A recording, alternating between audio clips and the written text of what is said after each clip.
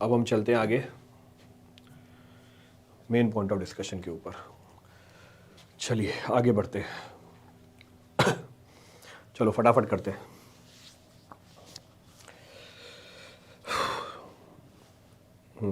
Continue. देखो फटाफट करते जाओ। आरसीसी के प्रॉब्लम स्टैंडर्ड ही आते हैं, ज़्यादा कोई भारी नहीं आता। The problems of RCC are very standard, direct सवाल आते हैं, थोड़ी बहुत कैलकुलेशंस होती हैं वो भी देख लेंगे हम। बाकी most of the problems are standard. Codal provisions, RCC में कोड आपका बहुत इंपॉर्टेंट है। तो जो आपका कोड है IS 456 टिप्स पे होना चाहिए आपके। It should be on your tips सारे सब्जेक्ट में, not only this, in all the subjects. चाहे आपके इन्वायरमेंट की हो, इन्वायरमेंट 10,500, चाहे सॉइल के कोड हो, चाहे हमारे आरसीसी का कोड है, चाहे स्टील का कोड है, चाहे बिल्डिंग मटेरियल्स के कोड है। तो कम से कम कोड सारे टिप्स पे होने चाहिए आपके। कोडल प्रोविजंस बहुत आती हैं। चलो स्टार्ट करते हैं डिस्कशन को। So will start of the discussion. Target है कि अभी वाली क्लास में हम कंप्लीट कर लें। आरसीसी का ज़्यादा नहीं आता है, एक सवाल आ जाएगा 2 नंबर का, एक नंबर का आ जाएगा, बस 2-3 नंबर का मिलेगा आपको। चलिए स्टार्ट करते हैं। What will be the maximum diameter of the bar required for the design of 130 mm thick slab. बोला मैक्सिमम डायमीटर बता दो स्लैब, मैक्सिमम डायमीटर बता दो for the designing of the slab. Slab की डिज़ाइनिंग के लिए कितनी होती है maximum diameter? So maximum diameter, what the codal provision? Answer नहीं, कोडल प्रोविजन बताओ। It is equal to what?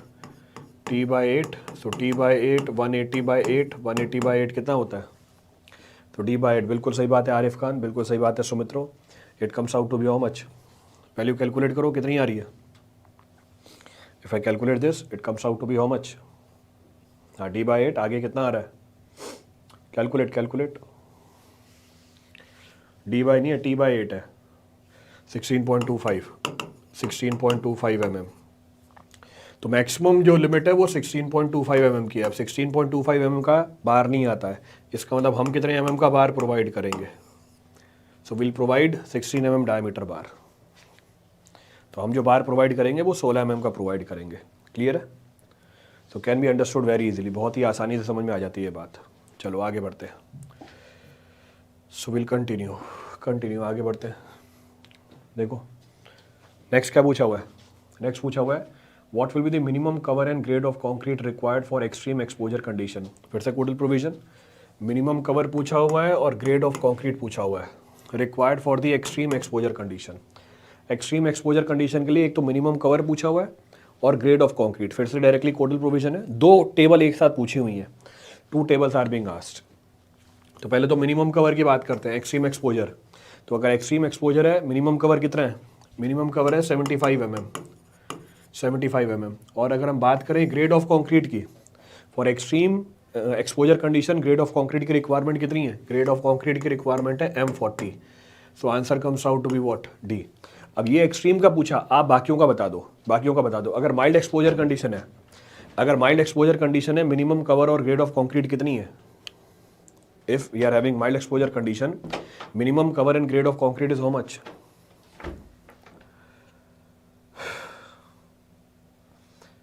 अगर माइल्ड एक्सपोजर कंडीशन है, मिनिमम कवर कितना है? मिनिमम कवर है 20 mm और ग्रेड ऑफ कंक्रीट है M20। बिल्कुल सही बात है नितिन, शुभम, शशांक, एब्सोल्युटली करेक्ट। अगर मॉडरेट एक्सपोजर कंडीशन है, minimum cover and grade of concrete कितना होगा? अगर मॉडरेट एक्सपोजर कंडीशन है, मिनिमम कवर कितनी हो जाएगी? For moderate exposure minimum cover how much? Moderate के लिए मिनिमम हो जाता है 30 mm और ग्रेड ऑफ कंक्रीट हो जाती है हमारी M25। बिल्कुल सही बात है, एब्सोल्युटली करेक्ट। अब सीवियर कंडीशन है, मिनिमम कवर कितना होगा? For severe condition what is the minimum cover? Minimum cover हो जाता है हमारा 45 mm और ग्रेड ऑफ कंक्रीट हो जाती है M30। इसके बाद आगे बढ़ते हैं very severe condition. So very severe exposure condition, very severe exposure condition minimum cover है 50 mm और मिनिमम ग्रेड ऑफ कंक्रीट है M35। एक्सट्रीम में तो बता ही दिया मैंने आपको, एक्सट्रीम आई हैव डिस्कस्ड। अब सवाल पूछा है एक्सट्रीम के लिए, आपको इसके अलावा बाकी सारी एक्सपोजर कंडीशन के बारे में भी जानकारी होनी चाहिए। तो मैंने सारा एक बार रिवाइज करा दिया आपको। क्लियर है? तो अगेन कोडल प्रोविजन, फिर से बेस्ड है कोडल प्रोविजन के ऊपर, पर 2 चीज़ें एक साथ पूछी हुई हैं, तो 2 अलग अलग टेबल को जोड़ के पूछ लिया। आगे बढ़ते हैं। So will continue. So match the following, match the following. Clear thumbs up, चलो क्लियर थम्स अप। राजू बताओ आगे। नेक्स्ट, क्या पूछा हुआ है? Match the following: ultrasonic pulse velocity test, rebound hammer test, split cylinder test, VB test. Concrete के test है, concrete के टेस्ट हैं। और कौन से टेस्ट हैं ये? वर्कबिलिटी का भी है, स्ट्रेंथ का भी है, और नॉन डिस्ट्रक्टिव टेस्टिंग भी है। तीनों टेस्ट अवेलेबल है, all three test are available. तो tensile strength, dynamic modulus of elasticity, workability, compressive strength निकाल सकते हैं। We can find all. तो पहला, the first is what? First ultrasonic pulse velocity test. So ultrasonic pulse velocity test क्या निकाल के दे देगा? Dynamic modulus of elasticity. Rebound hammer test, so rebound hammer test क्या निकाल के दे देगा? कंप्रेसिव स्ट्रेंथ निकाल के दे देगा। कंप्रेसिव स्ट्रेंथ का इंडिकेटर है, निकाल के तो देगा ही नहीं, इंडिकेटर है बस ये। देन स्प्लिट सिलेंडर टेस्ट क्या निकाल के देता है? टेंसाइल स्ट्रेंथ निकाल के देता है। वीबी टेस्ट क्या निकाल के देता है? वर्कबिलिटी निकाल के देता है। It gives you workability. Match आप करा लीजिए, ए ऑप्शन इज राइट। अच्छा, सबने बता भी दिया, बहुत बढ़िया। तेज हो रहे बहुत आज, सही है। वीबी वर्कबिलिटी, चलो अच्छी बात है, very good. Non destructive test है रिबाउंड, हाँ रिबाउंड हैमर टेस्ट भी नॉन डिस्ट्रक्टिव टेस्ट है। Rebound hammer test is also non destructive test. और बता दो कुछ एग्जाम्पल नॉन डिस्ट्रक्टिव टेस्ट के, और कुछ एग्जाम्पल बता दो नॉन डिस्ट्रक्टिव टेस्ट के। तो एक तो यूपीवी टेस्ट हो गया, रिबाउंड हैमर टेस्ट हो गया हमारा, दूसरा पुल आउट टेस्ट है, कैपो टेस्ट है। तो ये भी एग्जाम्पल होते हैं, बिल्कुल सही बात है Sachin, pull out test, capo test. चलो ठीक है। What are the values of partial factor of safety for concrete and steel as per IS 456/2000? Partial factor of safety किसके लिए? कंक्रीट के लिए और स्टील के लिए। तो कंक्रीट के लिए क्या है? ज़्यादा है, स्टील के लिए कम है, 1.5 and 1.15। So 1.5 and 1.15, so answer comes out to be what? Answer comes out to be B. अच्छा, जो हमारा स्टील है उसके लिए पार्शियल फैक्टर ऑफ सेफ्टी कम क्यों रखी हुई है? जो हमारी स्टील है इसमें पार्शियल फैक्टर ऑफ सेफ्टी कम क्यों रखी हुई है? For steel it is kept to be comparatively less. By steel की पार्शियल फैक्टर ऑफ सेफ्टी कम रखी गई है, रीजन बीइंग व्हाट? स्टील की पार्शियल फैक्टर ऑफ सेफ्टी कम रखी गई है, रीजन बीइंग व्हाट? डक्टिलिटी। फारेस्ट डक्टिलिटी नहीं है, जो क्वालिटी कंट्रोल है वो कंपैरेटिवली बेटर है। स्ट्रेंथ कहाँ से ज़्यादा आ गई? स्टील के ऊपर क्वालिटी कंट्रोल कंपैरेटिवली बेटर है क्योंकि वो मैन्युफैक्चर होता है प्लांट में, कंक्रीट बनता है साइट पे। डक्टाइल फेलियर, कंक्रीट की मैन्युफैक्चरिंग होती है साइट पे और स्टील की मैन्युफैक्चरिंग होती है प्लांट पे, तो क्वालिटी कंट्रोल कंपैरेटिवली बेटर है। लैब में बनता है, अरे किसको बना रहे हो भाई लैब में? देखो स्ट्रेंज OM को, OM मतलब ऑर्गेनिक मैटर, किसको कौन बनता है लैब में भाई? कंक्रीट को लैब में बनाते हो, वो साइंटिस्ट बनाता होगा लैब के अंदर, ऐसा है? वो ट्यूब होती है छोटी छोटी, उसके अंदर कंक्रीट बनता है, टेस्ट ट्यूब्स के अंदर लैब में बनता है, टेस्ट ट्यूब के अंदर। हाँ चलो आगे बढ़ते हैं। What will be the value of long-term modulus of elasticity of M25 grade of concrete if creep coefficient is 1.5? KMnO4 के साथ। हाँ अरे पीजोमेट्रिक ट्यूब मेजरमेंट के लिए होती है प्रेशर के। ये दूसरा आया देखो राहुल कुमार, मतलब बकवास की बात में भी, एक फालतू की बात में भी फालतू की बात करनी, एक फालतू की बात में फालतू की बात करनी, मतलब पीजोमेट्रिक ट्यूब में बनता है। अरे पीजोमेट्रिक ट्यूब में टेस्ट परफॉर्म करते हो कोई? वो तो प्रेशर मेजरमेंट के लिए होती है।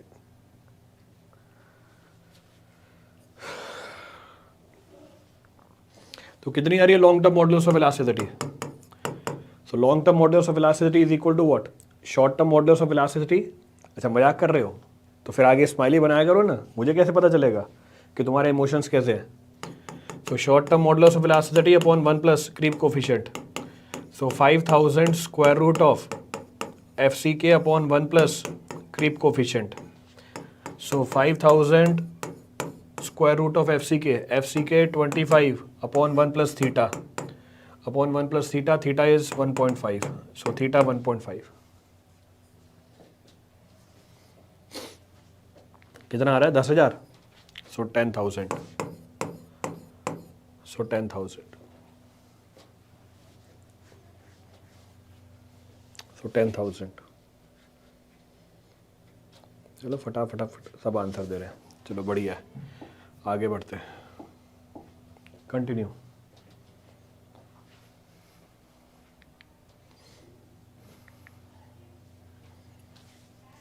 चलो अब निकालो। The width and the effective depth of the RCC beam are 300 and 500 mm respectively. What will be the maximum and minimum area of reinforcement required for the section? Use FE 500 steel. Maximum और minimum area आप करो calculate. अब थोड़े से बढ़िया सवाल बनेंगे। अभी तक कोडल प्रोविजंस थे, अब धीरे धीरे डिजाइनिंग पे आ जाएंगे। मिनिमम एरिया ऑफ स्टील कितना है? तो पहला part minimum area of steel, codal provision again. So minimum area of steel, so AST minimum upon BD 0.85 upon FY। तो AST minimum, राजू वो मैक्सिमम होता है। किसकी बात कर रहे हैं अभी हम मिनिमम की बात कर रहे हैं। We are talking about minimum. So AST minimum is equal to 0.85 300 into 500 upon FY 500। कितनी वैल्यू आई? Minimum 255, minimum 255 mm square. Maximum कितना है?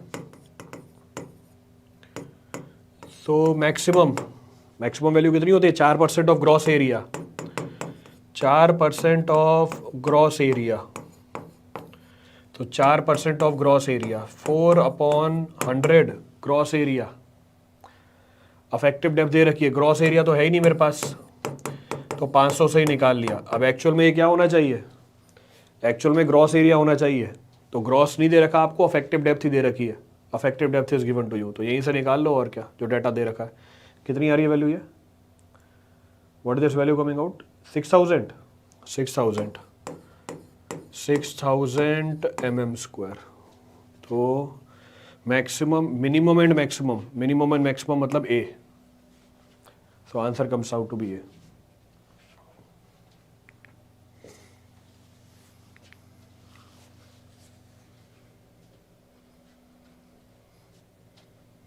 क्लियर है? चलो बढ़िया है, तो आगे बढ़ते हैं। Will continue. ओ ए, हाँ ओ ए। पहले क्या पूछा था? पहले आपसे मैक्सिमम पूछा था, बाद में मिनिमम पूछा था।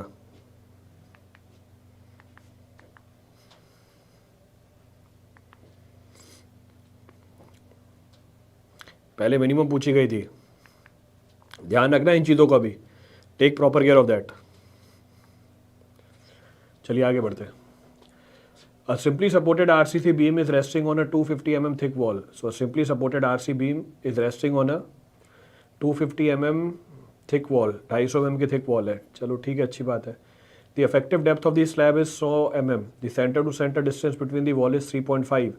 What will be the effective span of the slab as per IS 456? Effective span पूछ रहा है, L effective. So L effective comes out to be how much? L effective कितनी होती है? So L effective minimum of what? L effective minimum होती है, पहला first point of reference किसके बराबर? L clear plus effective depth. Second, center to center distance. So center to center distance. Center to center distance between what? Center to center distance between support. Centre to centre distance between the support. तो value put करो, value put करी। Centre to centre distance between the support कितना आ रहा है? दे रखा है 3.5।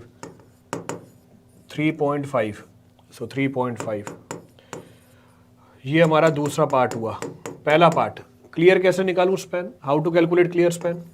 Centre to centre पता है, माइनस 250/2 इंटू 2 इंटू 10⁻³ प्लस क्या जोड़ दो? अफेक्टिव डेप्थ जोड़ दो। कितनी अफेक्टिव डेप्थ? अफेक्टिव डेप्थ है 0.1। अरे मिट गया। सो एल अफेक्टिव पहली कितनी आ रही थी? What was the first one? So 3.5 minus 0.25/2 into 2 plus 0.1, और दूसरी थी हमारी 3.35 इसका मिनिमम, तो ये पहला कितना आ रहा है? What the first one coming out? 3.35 और ये है हमारा 3.5। सो मिनिमम कौन सा है? 3.35। So answer comes out to be B. तो आंसर कितना आ गया? बी। क्यों भैया राजू, तुमने क्या बताया?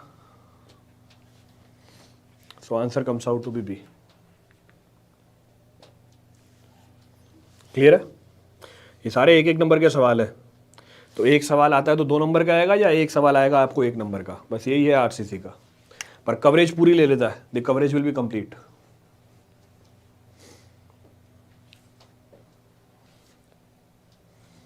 चलो आगे बढ़ते हैं।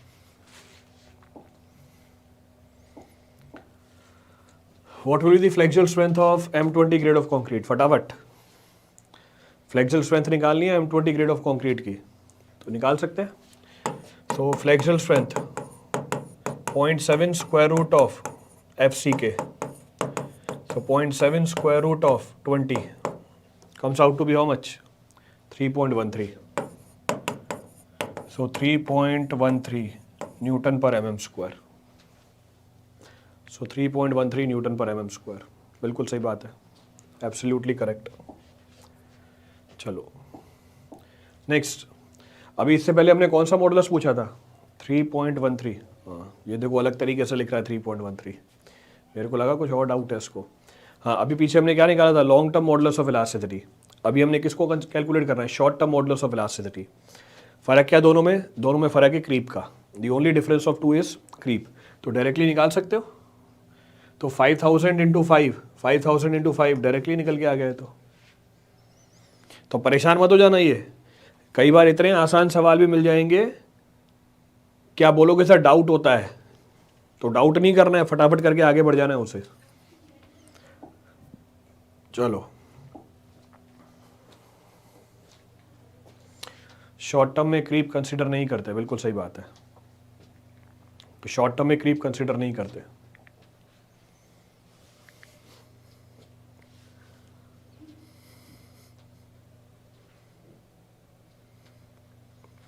देखो प्रॉब्लम जो करी हुई है, देखो प्रॉब्लम को।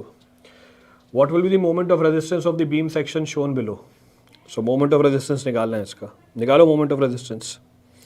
बीम सेक्शन बना हुआ है, जूम करिए, जूम करिए, कोई जूम जूम होता है क्या? जूम कोई, ये लो जूम, ये लो भैया जूम कर दिया।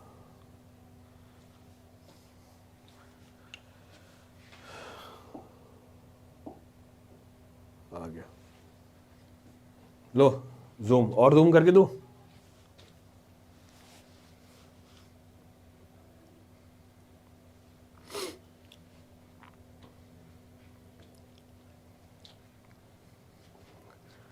हट जाओ। सो मोमेंट ऑफ रेजिस्टेंस पूछ रहा है, पहली चीज क्या निकालनी पड़ेगी? सेक्शन कैसा है, पहले ये निकालना पड़ेगा सेक्शन अंडर रीइंफोर्स है या ओवर रीइंफोर्स्ड है। उसके लिए हमें एक्सयू की रिक्वायरमेंट होगी, और उसके लिए हमें किसकी रिक्वायरमेंट होगी? एक्सयू मैक्स की रिक्वायरमेंट होगी। एक्सयू मैक्स एफ कौन सी है? 415। F 415, एक्सयू max is how much? तो एफ 415 है, एक्सयू मैक्स की वैल्यू कितनी होती है? What the maximum depth of neutral axis? Under reinforce निकाल भी लिया, 0.48 डी, तो 0.48 डी, सो 0.48 इंटू डी, डी कितना है? अफेक्टिव डेप्थ है, अफेक्टिव डेप्थ कितनी है हमारी? 500 mm है। जरा बताना ये कितना आ रहा है? What is this value coming out? 240, so 240, so 240 mm। ये तो हमारी एक्सयू मैक्स निकल के आ गई, this is the value of एक्सयू max. अब जूम हो गया, हटा दूं जूम? जूम तो हटा दूं।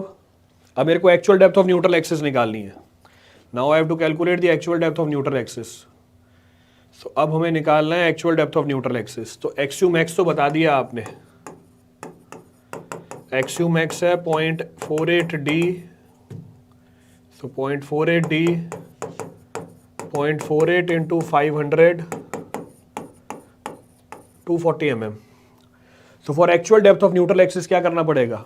सो वील से फॉर एक्सयू कंप्रेशन बराबर टेंशन कर दो, सो कंप्रेशन बराबर टेंशन। तो हमेशा actual depth of neutral axis कैसे निकालती है? कंप्रेशन बराबर टेंशन करके। सो कंप्रेशन कौन प्रोवाइड करेगा? कंक्रीट प्रोवाइड करेगा।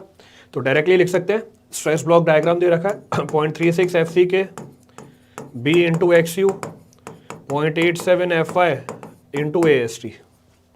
तो यहाँ से हम क्या निकाल लेंगे? XU निकाल लेंगे। From here we'll calculate the value of XU। So 0.36 FCK FCK कितना है? 25।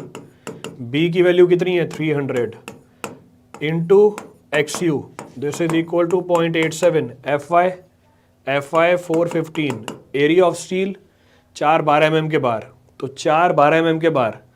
सो पाई 12 का होल स्क्वायर। 4 मैंने कैंसिल आउट कर दिया क्योंकि जगह नहीं थी मेरे पास आगे। तो XU की वैल्यू है 60.49। XU की वैल्यू है 60.49 mm। किससे कम है? 240 mm से कम है। इसका मतलब सेक्शन कैसा है? अंडर रीइंफोर्स्ड है। तो सेक्शन अंडर रीइंफोर्स्ड है। So I will say section is under reinforced.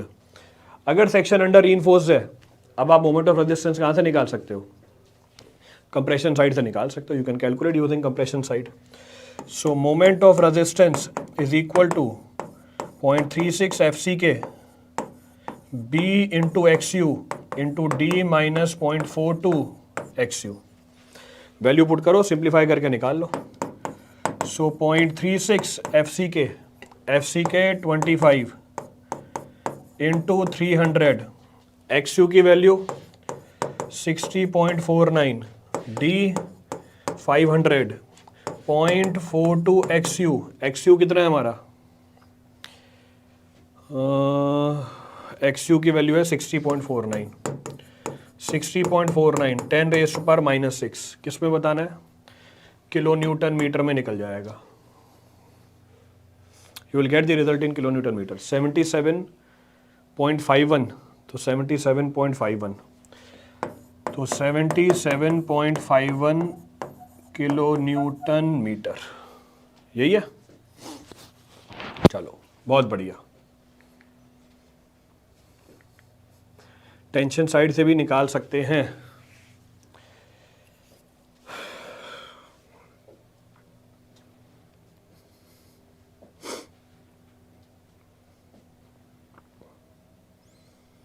हाँ निकाल लेना।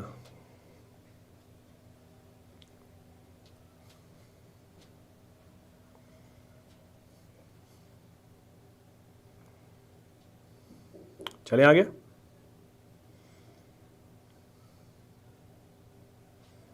चल we continue.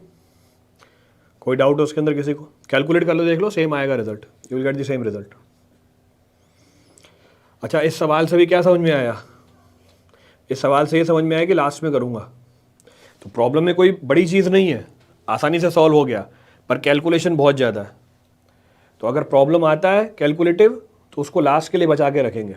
It will consume your time, ये आपका टाइम कंज्यूम करेगा वहाँ पे।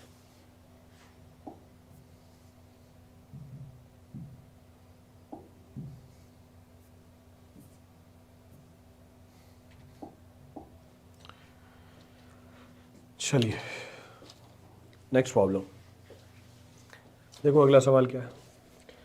Calculate the moment of resistance of a doubly reinforced beam section of size 250 mm by 400 mm reinforced with 520 mm bar in tension side, so 520 mm bar in tension side and 416 mm bar in compression side, तो 416 mm bar in compression side. Use M20 concrete Fe 250 grade of steel, effective cover 40 mm, overall depth दे रखी है वहाँ पे और डबली reinforce section है। और ध्यान रखना सेक्शन डबली रीइंफोर्स है हमारा। एग्जाम में तो कर ही नहीं पाओगे ऐसे। एग्जाम में पूछेगा भी नहीं ऐसे, it will not be asked there. पूछता भी है तो उसका मतलब कोई सेंस ही नहीं है सवाल का। लास्ट में अगर सवाल बच जाएगा तो कर लेना।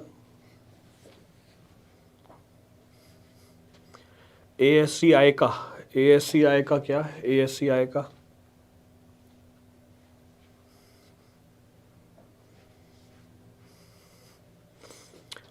तो वापस मोमेंट ऑफ रेजिस्टेंस पूछी हुई है। तो मोमेंट ऑफ रेजिस्टेंस पूछी हुई है, पहले क्या निकालना पड़ेगा हमें? What is to be computed? Depth of neutral axis निकालनी पड़ेगी, limiting depth of neutral axis निकालनी पड़ेगी। तो निकालो limiting depth of neutral axis. तो limiting depth of neutral axis F E कौन सी है, 250 है, सो एफ ई 250 है, 0.53 डी, सो 0.53 डी, डी कितना है हमारा, डी हमारा है 400 minus 40, 360 mm।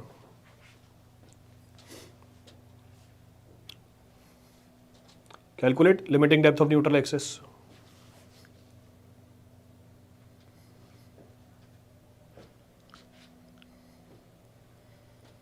One 190.8, so 190.8, so 190.8 mm limiting depth of neutral axis. अब actual depth of neutral axis के लिए फिर से कंप्रेशन बराबर tension, so we'll say for actual depth of neutral axis compression बराबर टेंशन। अब कंप्रेशन के लिए कंप्रेसिव रीइंफोर्समेंट भी है, ध्यान रखना है यहाँ पे, तो take proper care of that कि कंप्रेसिव रीइंफोर्समेंट भी आएगी यहाँ पे। नीचे लिखे चलो, तो 0.36 FC के B into XU plus compressive reinforcement का इफेक्ट कैसे लेंगे, कंप्रेसिव रीइंफोर्समेंट का effect FSC minus FCC area of steel in compression, this is equal to 0.87 FY into AST। अब ध्यान रखना ऑब्जेक्टिव सवाल है ये, since it is objective problem, आपको अपनी कैलकुलेशन क्या करनी है, आसान बनानी है। तो ऑब्जेक्टिव सवाल है और डिफरेंस है बहुत ज़्यादा वैल्यूज़ के अंदर, you have to simplify your calculation. मैं कुछ अजम्पशंस ले सकता हूँ वैलिड रीजन के अंदर। क्या अजम्पशन ले सकता हूँ, पहला अजम्पशन, मैं FCC को क्या मान सकता हूँ, तो कैलकुलेशन आसान करने के लिए FCC 0 बहुत छोटी वैल्यू होती है, नेग्लेक्ट कर दिया। दूसरा दूसरा दूसरा दूसरा दूसरा दूसरा I can assume FSC is equal to, मैं FSC को क्या मान सकता हूँ, FSC के बराबर मान सकता हूँ, तो यही है FY, तो इसका मतलब आप FSC के बराबर मान सकते हो, you can assume both to be equal. तो stress in steel in compression can be assume to be stress in steel in tension, tension के बराबर उसको अज्यूम कर सकते हैं। क्लियर है, FCC नेग्लेक्ट कर दो आप, you can neglect the value of FCC। तो जैसे ये दो अजम्पशन लिए, as soon as these two assumption are taken, XU की वैल्यू निकल के आ जाएगी। तो अब हम बोल सकते हैं 0.36 FC के B इंटू XU, ये कैंसल आउट हुआ, ये उधर चला जाएगा, FSC और FI कॉमन है हमारे, तो हमने ले लिया FST, कुछ भी बोल दो FST, तो FST, तो ये हमारा FI ये कैंसल आउट हुआ, तो ब्रैकेट में क्या आया, ब्रैकेट में आया area of steel in compression, नहीं ये पॉजिटिव में है, सो ये वैल्यू आई हमारी 0.87 AST, so 0.87 AST minus area of steel in compression, this is the equation that will be formed. यहाँ से क्या निकाल सकता हूँ, XU निकाल सकता हूँ, यहाँ से XU निकल के आएगी। सॉल्व करो इस इक्वेशन को, XU निकालो। अब तो सारी वैल्यू पता है, now everything is known to you, calculate करके बताओ। 0.87 FY, गड़बड़ करी है, गड़बड़ करी है, ये रहा, हाँ 0.87 FY, 0.87 FY, सो 0.87 FY, तो इसको हम क्या कर सकते हैं, सो 0.87 FY, तो ये भी कितना हो गया 0.87 FY common, 0.87 FY, 0.87 FY AST minus ASC, लो और आसान हो गया, तो आपकी प्रॉब्लम और आसान हो गई, इट इज़ कंपैरेटिवली सिंप्लीफाइड। तो FI की वैल्यू दे रखी है आपको 250, ASC दे रखे हैं आपको, B और FC के दे रखा है, XU निकाल लो, calculate the value of XU, 70.8, cross verify करना कितना आ रहा है, what the result coming out,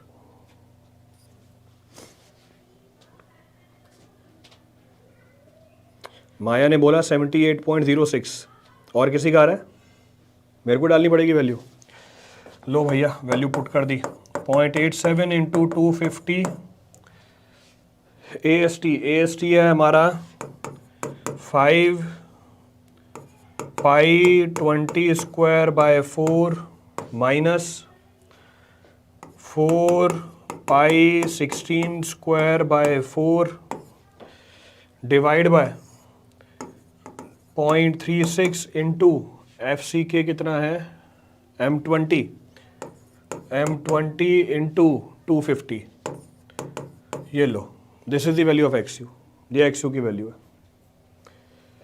74, आकांक्षा बोल रही है 96, सबके अलग अलग आंसर आ रहे हैं, क्या मान चलो? Everybody is getting the different result. 92.62, यही है 92.62, तो मैक्सिमम लोग बोल रहे हैं 92.62।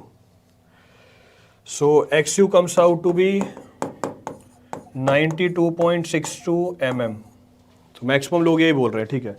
ये एक्स यू है, वो एक्स यू लिमिटिंग है, क्या निकल के आया?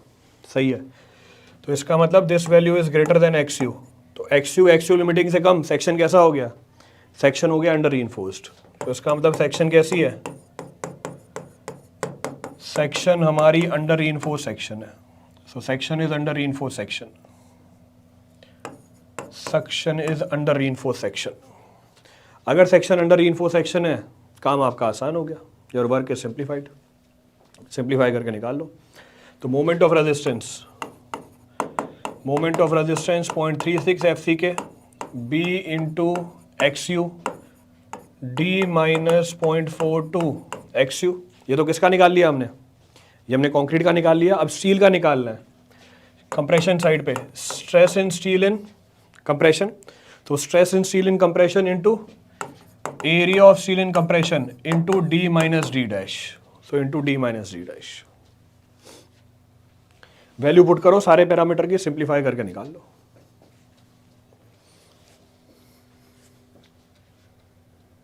$92.62, ठीक है, सबका यही आ रहा है 92.62।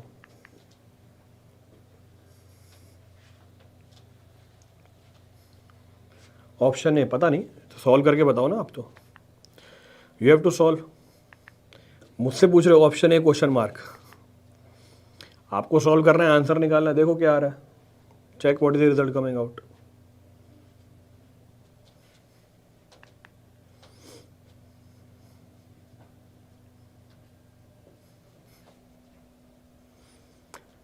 ये तो सर 2 मार्क्स का, बिल्कुल 2 मार्क्स का ही है, problem is of 2 marks only. तो एक सवाल 2 नंबर का आएगा, एक सवाल 1 नंबर का आ सकता है, यही पैटर्न चलता है इसके अंदर।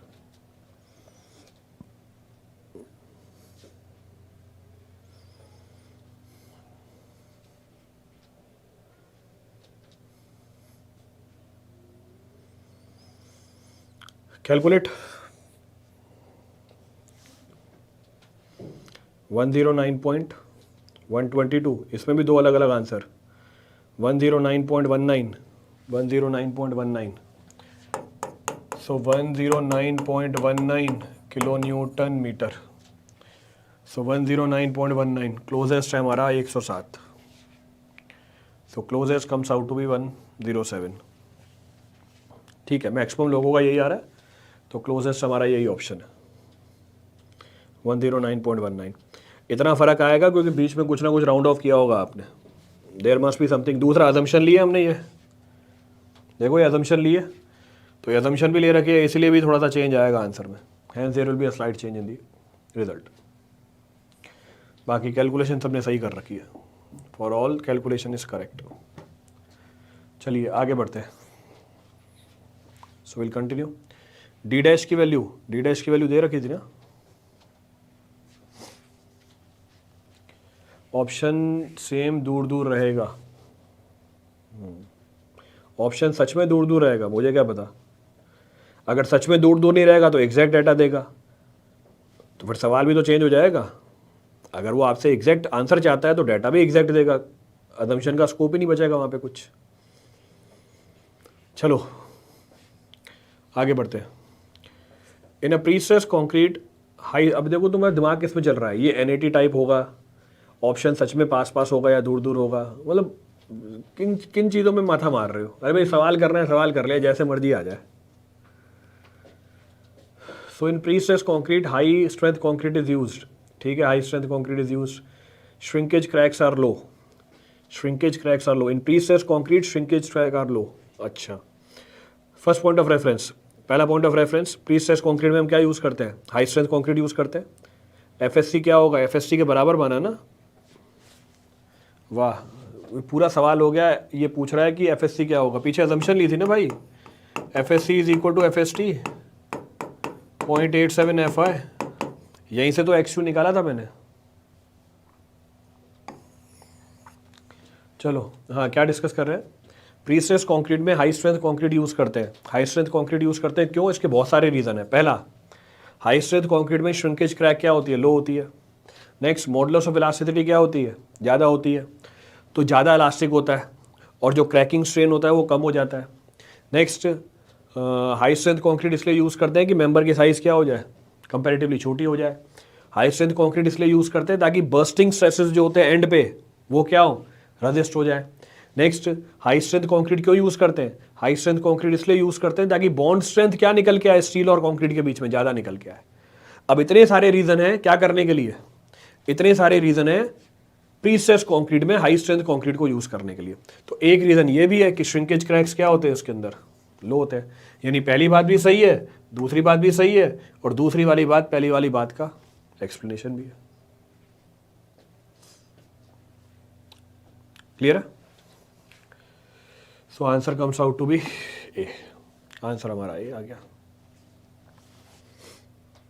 Second is explaining the first one. बिल्कुल सही बात है, दूसरी वाली बात पहली वाली बात का एक्सप्लेनेशन है।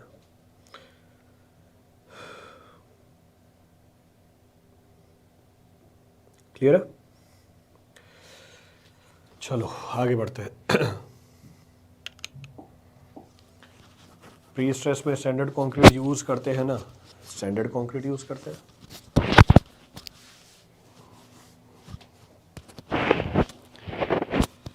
चलो भाई कोई बात नहीं, आगे बढ़ते हैं।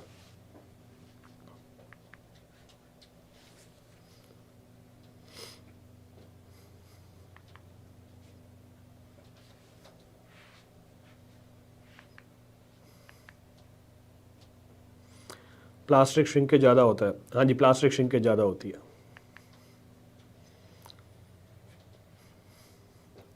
प्री स्ट्रेस में प्लास्टिक श्रिंकेज ज़्यादा निकल के आती है। सवाल आ गया स्टेयर केस का। Determine the effective span of the waist slab supported on landing slab spanning transversely to the flight as shown in figure below. करा रखी है स्टेयर केस आपको? We have discuss the staircase. तो staircase discuss कर रखा है। Directly codal provision है, direct codal provision is there. So effective span कितनी होती है? ये मार्क भी करके दे देता हूं मैं आपको। ये हमारा x है और ये हमारा y है, x एंड y। तो effective span, so L effective is equal to what? Going, going साथ में क्या जोड़ोगे?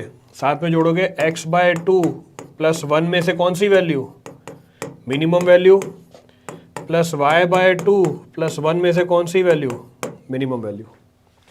गोइंग कितनी है हमारी? 4 मीटर, प्लस x/2 कितना है? x/2 है, अरे मिनिमम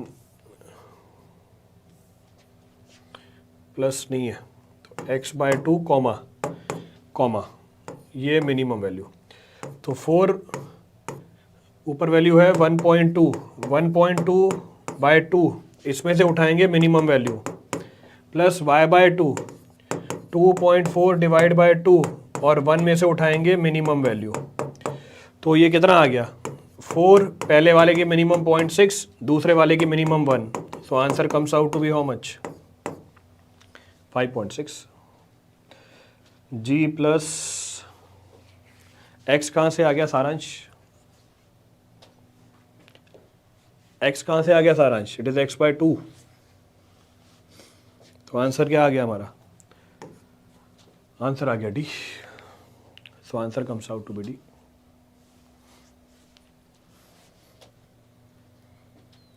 क्लियर है? 2x लिया था वहां, वो मैंने मार्क भी तो किया हुआ, देखो वो x है। चलो कोई बात नहीं, आगे बढ़ते हैं। Continue. Which of the following statement are correct regarding working stress method design of doubly reinforced beam? For any moment condition ASC can never exceed AST। अच्छा, डबली रीइंफोर्स बीम में working stress method using high strength steel as compressive reinforcement advantages. Using high strength steel as compressive reinforcement is advantages. ध्यान रखना working stress method है, सवाल किसका है? Working stress method का है। Take proper care of that. First point of reference, first point of reference, अगर आपको ज़्यादा मोमेंट को रजिस्ट करना है तो डबली रीइंफोर्स एक्शन है। डबली रीइंफोर्स एक्शन क्यों दिया? मोमेंट क्या करनी है? ज़्यादा रजिस्ट करनी है। इसका मतलब ये है कि large area of the compression steel will be required. अगर आपको ज़्यादा मोमेंट रजिस्ट करना है, डबली रीइंफोर्स एक्शन दोगे, इसका मतलब कंप्रेशन स्टील का एरिया क्या है? ज़्यादा चाहिए। इसका मतलब ये भी हो सकता है कि ASC की वैल्यू किससे ज़्यादा निकल के आ जाए? ASC से ज़्यादा निकल के आ जाए। So there may be a case that ASC is more than what? AST। चलो बिल्कुल सही बात है। Next point of reference, there is no advantage of using high strength steel in compression reinforcement. Compression reinforcement में high strength steel use करने का कोई फायदा नहीं है। क्यों? क्योंकि जो परमिसिबल स्ट्रेस होती है वो कंपैरेटिवली कम होती है। सेकंड, जो परमिसिबल स्ट्रेस है वो ग्रेड ऑफ स्टील के साथ रिलेटेड नहीं है। तो वर्किंग स्ट्रेस मेथड में जो परमिसिबल स्ट्रेस है स्टील के अंदर वो उसी ग्रेड से तो लिंक है ही नहीं। इसका मतलब ये हुआ अगर आपने हाई स्ट्रेंथ स्टील को यूज कर लिया इसका कोई फायदा नहीं है। There is no advantage of this. तो क्या बोल रहा है? Using high strength steel as compressive reinforcement advantages. भैया कोई फायदा नहीं है इसका। There is no advantage of this. ये डबली रीइंफोर्स एक्शन है। इसका मतलब बस कौन सी बात बोल रहा है ये? It means which option is correct? इसका मतलब कौन सा ऑप्शन है? ये बोल रहा है ASC can never exceed this, तो ASC ज्यादा हो सकता है। तो ना ये वाली बात सही है ना ये वाली बात सही है, तो आंसर क्या आ गया? A। So answer comes out to be A। तो कोई सी बात सही नहीं है इसकी। None of this statement is correct. भाई पहली वाली तो गलत हो गई ना, ASC की वैल्यू ASC से ज्यादा हो सकती है। ये क्या बोल रहा है? ASC can never exceed AST, it can exceed. तो दोनों बातें गलत है। बोथ दी स्टेटमेंट्स आर गलत। जब दोनों स्टेटमेंट गलत है तो आंसर ए हो गया हमारा।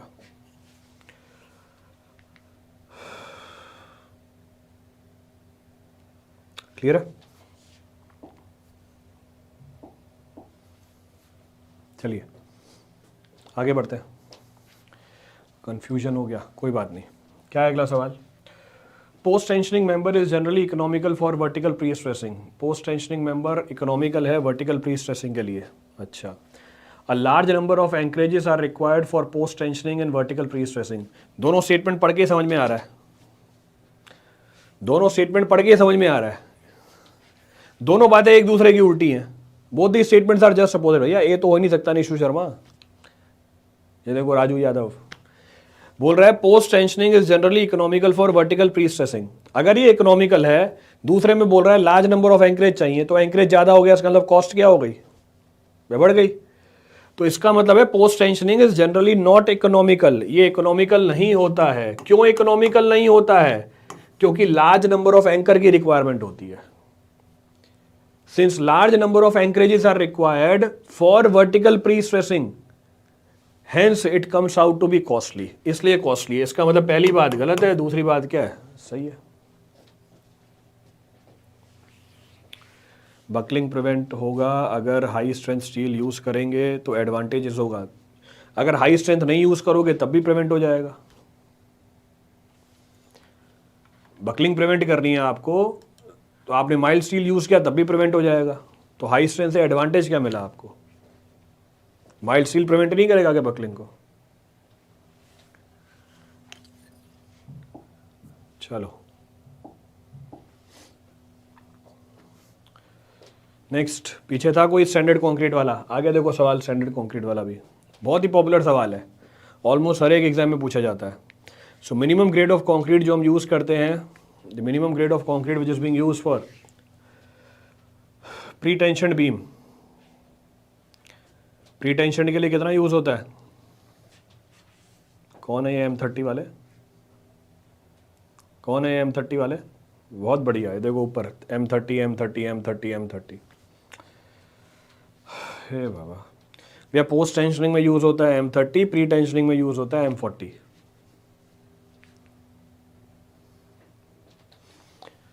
सो it comes out to be how much, M40।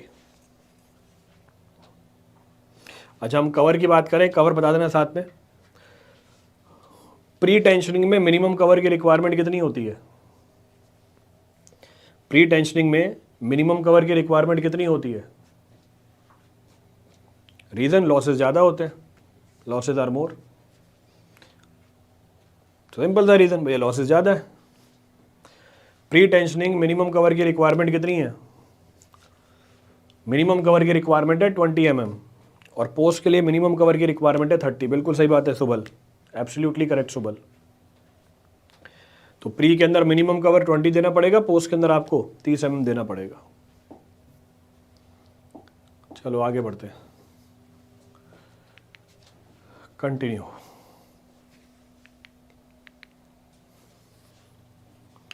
अरे यार ये वायरस जाता ही नहीं है, रोज आ जाता है।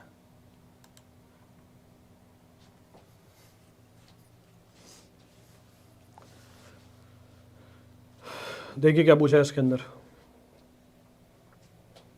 Check what is being asked.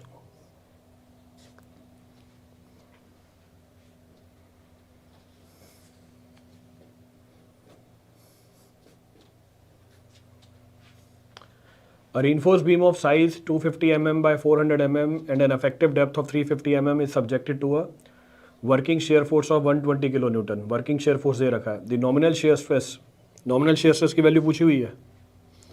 So problem is asking nominal shear stress. So nominal shear stress will be how much? 1.8. So nominal shear stress. So tau V, VU upon BD, VU 120 into 1.5 upon B 250 into 400 kilo Newton converted into Newton. Calculate करना कितना आ रहा है? कौन है 1.8 वाले? पकड़ो इन 1.8 वालों को। सब देखो, ये मुकुल, राजू, अभिषेक, माया, स्ट्रेंज OM, ये तो शुभम तो ए, ये सचिन कुमार वाला सचिन। कौन सी दे रखी है? वर्किंग शेयर फोर्स दे रखी है। कौन सी शेयर फोर्स लेनी है? फैक्टर्ड लेनी है। 1.80 तो आ रहा है, मुझे नहीं पता कितना आ रहा है, यू हैव टू कैलकुलेट। वो कुछ लोग 2.06 बता रहे हैं। अफेक्टिव डेप्थ लेना है तो अफेक्टिव डेप्थ ही तो ले रखा है 350। अच्छा, अफेक्टिव डेप्थ ये रहा 350, अफेक्टिव डेप्थ है 350। कितनी वैल्यू आ रही है यहाँ से? हाँ, D 350 लेंगे, अफेक्टिव डेप्थ ही है। What is the value coming out? 2.05। सो 2.05 यही है सबका, 2.05। सो 2.05, सो 2.05 ठीक है, 2.05, 2.057। चलिए नेक्स्ट प्रॉब्लम देखो क्या आ रहा।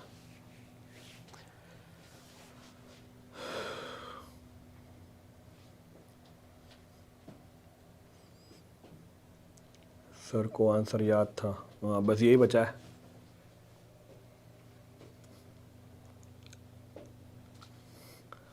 क्या पूछा है? If the value of creep coefficient for the loading ages of 7 days and 1 year are P and Q, then the value of P minus Q। 7 days 1 year, 7 days और 1 year है, 1 month नहीं है। 7 days और 1 year है, 1 month नहीं है। तो 7 days पे कितनी है? 7 days पे हमारी 2.2, 1 month पे कितनी है, यानी 28 दिन पे कितनी है? 28 दिन पे 1.6 और हमसे पूछा है 1 year का डिफरेंस, तो डिफरेंस कितना आ गया? 1.1। तो P माइनस Q कितनी आ गई वैल्यू? 1.1। बाकी ये वाली वैल्यू भी ध्यान रखनी है। 28 दिन पे कितनी होती है? कितना ऑप्शन है? C। So answer is C। तो आंसर की वैल्यू C।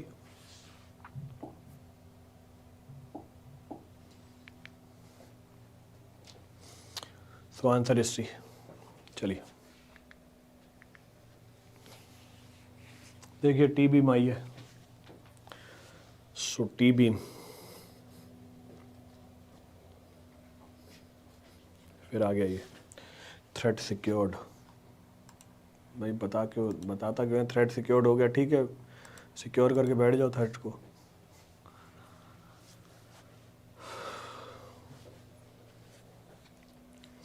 क्या पूछा है? The effective width of the flange of a simply supported independent T-beam shown below having span of 10 metre. effective width पूछी हुई है। effective width is to be found। निकाल सकते हो effective width? So effective width of the flange, C answer निकाल भी दिया। So effective width of the flange किसके बराबर होती है? width of the web plus L naught, बताते जाओ फटाफट। L naught divide by what? L naught by B plus what? 4। और ये वैल्यू किससे ज़्यादा नहीं होनी चाहिए? ये वैल्यू ज़्यादा नहीं होनी चाहिए हमारे B से। It should not be more than B। Simplify करके निकाल लो कितना आ रहा है। 6 क्या? L नॉट की वैल्यू कितनी दे रखी है? 10 मीटर दे रखी है। सो L नॉट की वैल्यू 10 मीटर दे रखी है। BW कितना है? 300, 10 मीटर, 10 रेज़्ड टू पावर 3, 10 के पावर 3। B की वैल्यू कितनी है? 1400 प्लस 4। कैलकुलेट।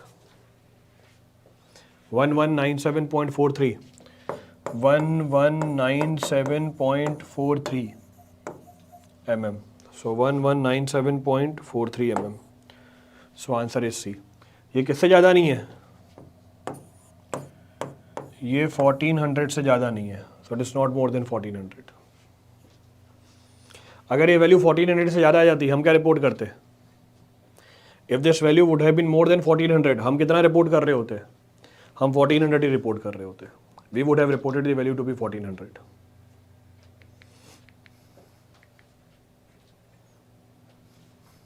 क्लियर है? 1400। चलो देखो नेक्स्ट प्रॉब्लम। 1500 रिपोर्ट करते हम। धीरेन्द्र कुमार मतलब हम 1500 रिपोर्ट कर देते। तो अगर ये 1400 से ज़्यादा आती है हम 1500 रिपोर्ट कर देते। चलो कोई बात नहीं, आगे बढ़ते हैं। A singly reinforced beam has a width of 350 mm, effective depth 700 mm, is to be designed for a working moment of 180 kN meter. Adopt the stress block parameter of the concrete as per IS 456 and tick the correct answer। M25 concrete है, FE 415 steel है।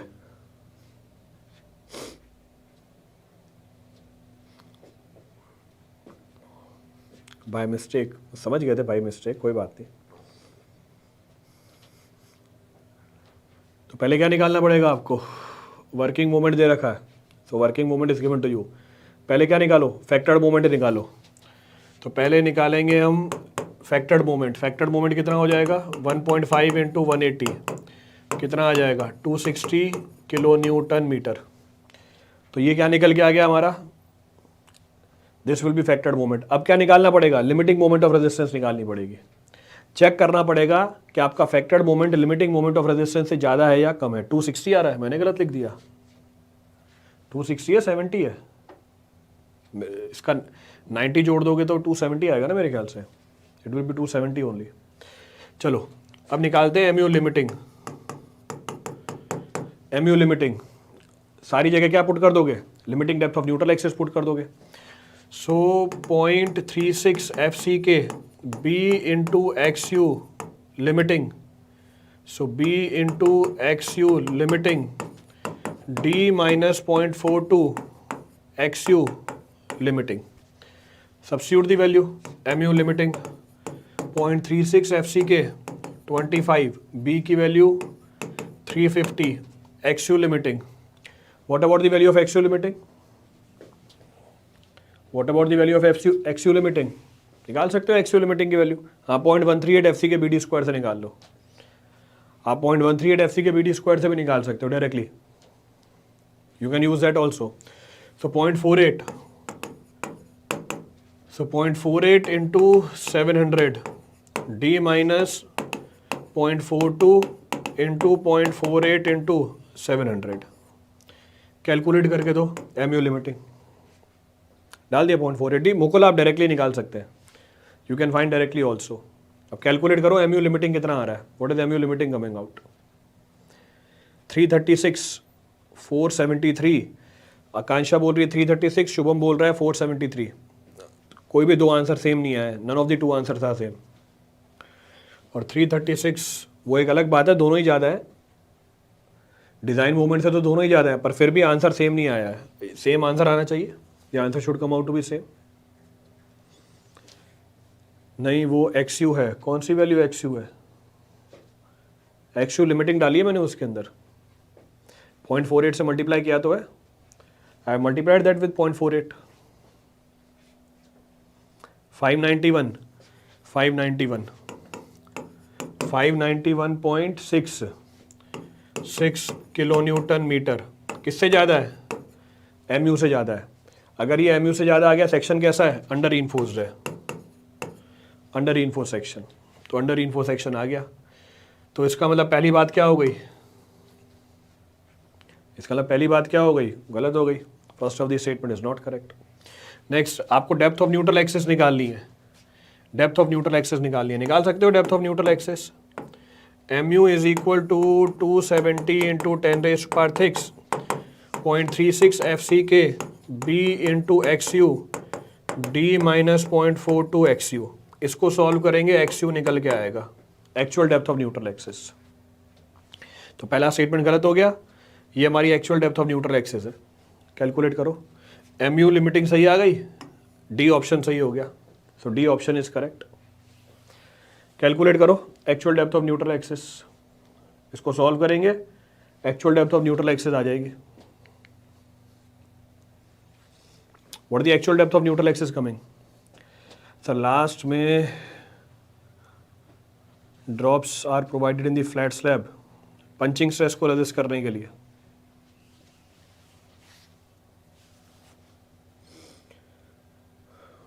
D सही हो गया हाँ D सही हो गया अभी तो ये बी ऑप्शन भी देखना है ना तो बी ऑप्शन के लिए निकाल रखा है एक्स यू की actual value actual depth of neutral axis solve करो इस इक्वेशन को और एक्स यू की एक्चुअल वैल्यू निकाल के बताओ what the actual depth of neutral axis coming out 133 so 133 mm गलत हो गया ये तो actual depth of neutral axis is 133 mm last क्या पूछ रहा है area of tensile reinforcement area of tensile reinforcement क्या करो फॉर AST कंप्रेशन बराबर tension 0.36 FCK B into XU this is equal to 0.87 FI into AST solve करेंगे क्या आ जाएगा AST आ जाएगा इसका मतलब पहली स्टेटमेंट गलत दूसरी स्टेटमेंट गलत बस चौथी स्टेटमेंट सही है अभी तक बाकी अभी ये देखो क्या आ रहा है इसका what the area of seal coming out area of seal क्या आ रही है हमारी MSQ प्रॉब्लम है the problem is MSQ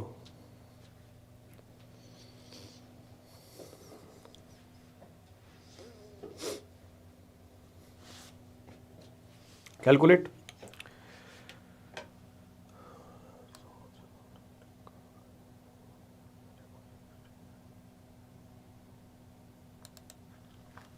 one 1160 mm square so 1160 mm square so answer is C and D C और D आंसर है हमारा